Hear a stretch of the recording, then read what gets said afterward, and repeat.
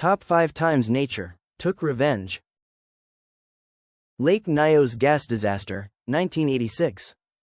A deadly cloud of carbon dioxide silently rose from the lake, killing over 1,700 people in minutes. Elephants attack after poaching.